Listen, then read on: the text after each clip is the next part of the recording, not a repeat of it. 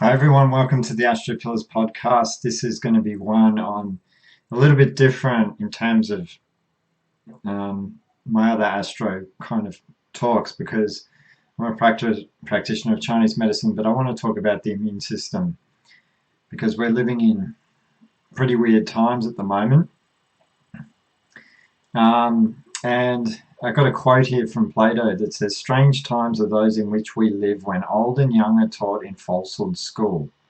And the one man that dares to tell the truth is called at once a lunatic and a fool." So, me practicing Chinese medicine, it's probably considered quackery or the whole concept of qi. I'm amazed, actually, I'm still allowed to practice in this point in time. And pretty much what we're told about the immune system from the mainstream narrative is just completely false. I'd go so far as that it is completely false. So that's the reason why I want to talk about this. Immunity in terms of astrological concepts is, I would say, from a Chinese medical point of view, from a Chinese astrological point of view, the money element is one reason. So if the money element comes in early in your Chinese astrological chart and late in life, you can be vulnerable to illness. Why is that? Because we can't really use that element at that time. That's one reason. The other reason can be unfavorable cycles, unfavorable elements that can really put pressure on certain parts of the body those organs or those stems and branches represent. And in planetary astrology, there can be a number of reasons. Planetary transits, Neptune would be probably one of the most sinister planets in terms of when it comes to particularly virus and disease, because Neptune dissolves boundaries. It dissolves, it's one of those, and particularly a Neptune-Mars aspect can really weaken our vitality, which can make us more prone to illness. So illness really, in a nutshell, comes from a deficiency of some kind. Like, you're not going to walk out the door and coronavirus is going to jump down your throat. There has to be something going on with the mechanism of the body first before you're going to manifest an illness. So in Chinese medicine, we talk about yin and yang. They're the two main primary forces that kind of make up the universe. And in Chinese medicine, they're ruled by the kidneys. So for anyone who's had a Chinese medical consultation, we talk about kidney yin deficiency, kidney yang deficiency. That's probably the root. We talk about the root, and then there's a branch. So a lot of Western medicine, when it comes to treating things, they treat the branch and not the root. And I'm not knocking Western medicine because, in a way, there's nothing. I mean, if we have an accident, we end up in emergency, things like this, it's fine. There's an old saying in Chinese, or particularly when I spend a lot of time in Taiwan, where it's very Western in a way, but they understood that Western medicine is great for acute disease. For chronic disease, they all go for Chinese medicine, acupuncture and herbal medicine. And there's a reason for that, because you treat the root. And when you build the root, you strengthen the root, it takes care of the problem. So if you build up someone over a period of time, they will have a sufficient amount of qi and blood that's going to sustain their constitution and pull them through any kind of disease. And this is really important to understand, because we have full power and control over our health. When your mind is riddled with anxiety and fear, and you bankrupt internally, and you have the inability just not to be able to think, and you're riddled with fear, then you're going to have problems. And it's interesting, because when the media is so full of propaganda, and the main emotion, they always go for the limbic system, and what are they going to do? They feed fear. And what does fear do from a Chinese medical perspective? It weakens the kidneys. your foundational core root that sustains your whole body and your whole immune system. So I'm pretty sure everyone's familiar with the yin and yang symbol. This is what I have here. And I would say from an immune system point of view, yang qi, or what they call kidney yang, which is what they call Ming Men. Like the right kidney is what they call Ming Men. It's a concept. They call it the gate of vitality. All alchemists, all qigong practitioners, all martial artists know this. They work with this energy. Tai Chi masters are cultivating yang qi. It's one of the most important things. Yang qi gives rise to wei qi, which I'll talk about in a minute. So Ming Men, like I said, is the gate of vital force. It's the original pneuma. It's known as Yuan Qi. Yuan Qi is your immune system. They also call it Zheng Hou, the fire. It's like a fire, a cauldron cooking down there. And so it's a very, very important concept. The kidneys are the root of yin and yang. They rule the back. And Ming Men is beyond all spatial and temporal categories, so it has no shape, but all polarities can be resumed and transformations take place within it.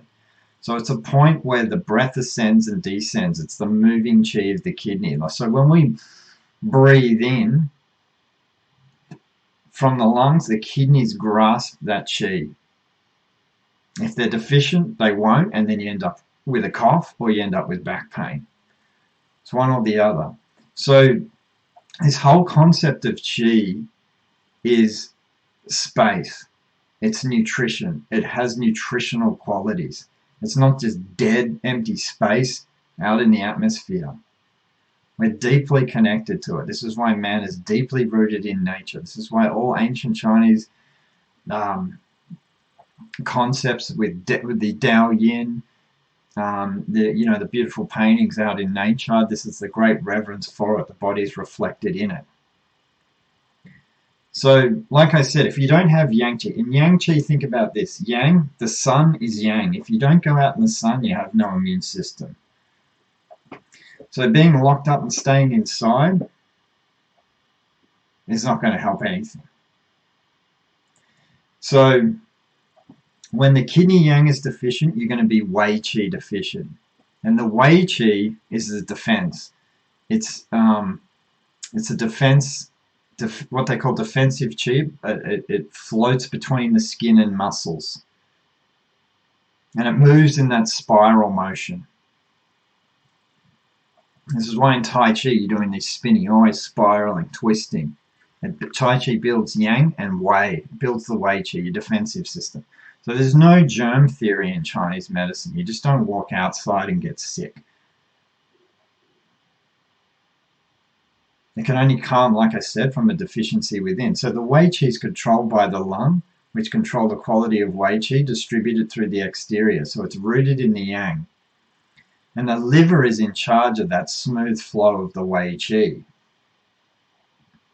So when liver qi doesn't move, we get stuck. That's when we get hard muscles. What Reich would call psychological armoring. The body's just rigid and tight. Muscles are tight. Because from your inability probably to express your emotional life. So we can see here, I've got a picture of a needle here. And these are ancient, these are what we call obviously acupuncture needles.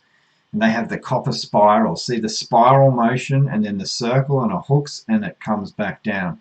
That's the movement of qi.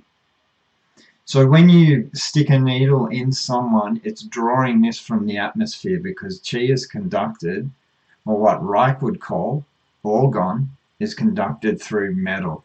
So the needle pulls this energy in to the body. And to say that that's not scientifically validated is false because they haven't come up with tech that is sensitive enough to measure it. Wilhelm Reich did, but all his books were burnt in America.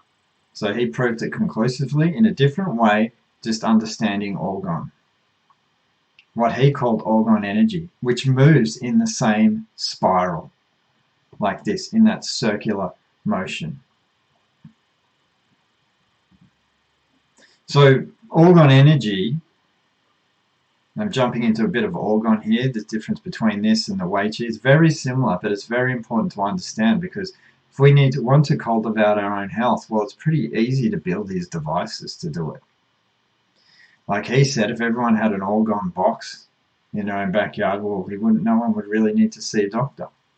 The only reason we really have chronic diseases, as the Taoists would say, no one cultivates. No one bothers to cultivate their energy. No one, they don't ever understand it. I mean, people are just walking left brains, waiting to take a pill. So Reich described the orgone as universal energy.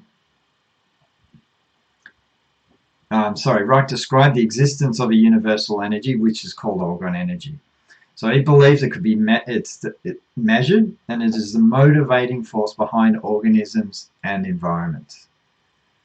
So he came to the conclusion that it's conducted through certain materials and effects known as orgone energy. Water attracts orgone. Organic materials attract it and absorb it to lesser degrees. Metal attracts orgone. Like I said, it's pulled in through the needle. And also, when you're building orgone accumulators and things like this, it's built through metal. Or it's conducted through it. It's the same thing. So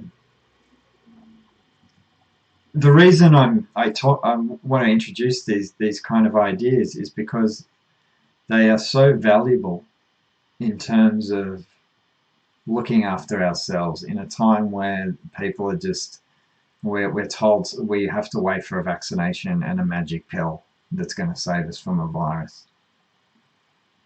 Nothing can touch you when you cultivate your health and you're perfectly in balance. It's a whole concept of Chinese medicine, and that's what it's all about. There's been plenty of people who have come up, like Wilhelm Reich, understanding this universal cosmic energy, and it's deeply healing. It's not dead space.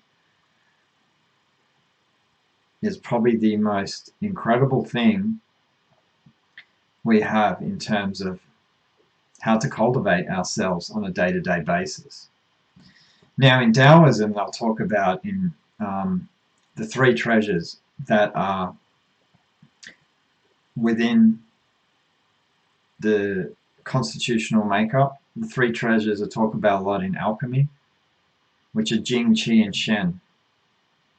Jing is housed in the kidneys. So when Jing declines over a period of time, the kidney energy throughout our whole life governs our whole life. And as we age, the kidney energy declines. Therefore, we can become ill. This is when things like shingles as we get older and things like this, we don't have the jings to sustain latency. Or when a disease does eventually come up, it's usually we don't have enough jing to hold it. Jing is dense and heavy. And as we age, it declines. That's why we get osteoporosis, because jing is stored in the marrow. So this kind of iron shirt, qigong, things that really help cultivate and strengthen bone density. And Tai Chi, funnily enough, is one of the exercises that was scientifically proven that it was one of the best exercises for generating bone density. And that means maintaining jing. If you have enough jing, you can maintain whatever it is when you get sick, you will easily survive. So the other treasure is Qi, which is the ether. The ether is deeply healing. This is what we breathe in and out through the breath. Space is nutrition. Shen is what they call the spirit, which is housed in the blood. And blood is deeply affected by trauma, particularly physical trauma, as in having an accident, or emotional trauma. Emotional trauma, the blood will get corrupted, will stagnate, can pull. This is why for PTSD type things in acupuncture, we bleed points. We do certain, we'll bleed points. Firstly, you can bleed for trauma, like back pain or frozen shoulder and things like this. You can also bleed for emotional and psychological problems. Why? Because the blood contains the spirit. It contains the Shen. It holds trauma. It holds your life experience. So you have the ability to let go once the blood is released. It's why a lot of people, when they're feeling incredibly depressed, in worst cases, people self-harm. It's not the most elegant way, but then they get release through the blood. Another example of that is women who've probably been sexually abused and then they can't stop bleeding through the uterus. That's almost like the trauma is trying to release through the body because the blood holds it and the blood's trying to clear it out of the body. The body's wisdom is very intelligent. It's ruled by the right brain, not the left. Our medical systems become too left brain to the point where they're just medical dictionaries. And as Wilhelm Reich said, when you become too left brain, it's just a form of psychological armoring. There's no body, there's no somatic intelligence left whatsoever. The body is the unconscious, ruled by the right brain. This is why the ancient Chinese did these exercises, working with the body. So this is just a few examples about how we can cultivate our own health, get a better understanding of it. There's so many great resources. I mean, you can do it from that dietetic level. The Healing with Whole Foods book by Paul Pitchford is really good if you want to understand modern nutrition and dietetics. You can do it from a cell salt point of view. I've got a video on that in terms of understanding astrological signs and how to cultivate your health through that. Understanding those 12 tissue salts is one of the most basic ways and one of the most effective ways when you're sick to help yourself. It's not rocket science half the time. It's very important to understand this and look into these kind of things. Because like Musashi says, there's nothing outside of yourself that can ever enable you to get better, stronger, richer, quicker, or smarter. Everything is within, everything exists. Seek nothing outside of yourself. So we need to process our own inner life as best as we can. Not in an obsessive way, but we do things on a day-to-day basis. And there's so much we can do to help ourselves. Acupuncture, herbal medicine is awesome. That's what I practice. It's phenomenal. It's probably one of the best things you can have out of anything. But there's many other ways to attack it. There's great naturopaths, there's homeopathy, there's osteopathy, there's all these kind of things. There's so much things we can do to cultivate our own health. So illness can only come from a deficiency of some kind. So it's really important, as best we can, to cultivate our own health. Later on, I'll probably do a lot more stuff in conjunction because I'm a big fan of Wilhelm Reich, so I want to make some really good correlations between his work and Chinese medicine because there's very good similarities between that. So take charge of your own health, take responsibility for it. It's very important. And there's a lot of help out there for people who can actually really help you. There's a lot of good practitioners around. So you don't have to go the medico way and, you know, drug yourself out of existence. So thanks for listening and stay tuned.